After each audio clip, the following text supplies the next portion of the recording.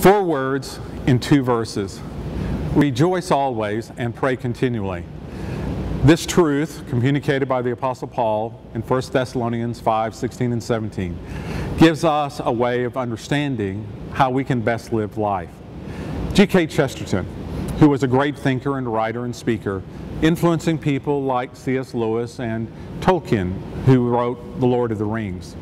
Chesterton said the measure of a person can best be determined by his or her ability to be grateful. That's what the promise is of rejoice continually. Simply being aware that God is at work in our life and that we're allowing His joy to be inside of us to be released from our life into the world. That God's presence is not controlled by circumstances, but He works through our circumstances, whether they be painful or filled with pleasure.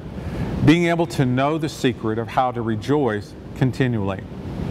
Praying always. The praying is simply being aware of God's presence, being able to feel and to think in God's presence.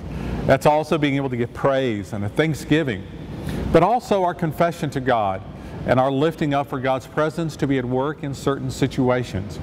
As we move through the day, we may need to pause, and we'll want to pause to pray before making a major decision, before moving into a new experience.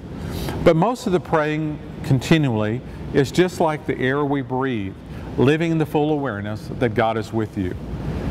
4 words, 2 verses. They contain a secret of life, and my prayer for you is that you will know this secret abundantly as you live each day.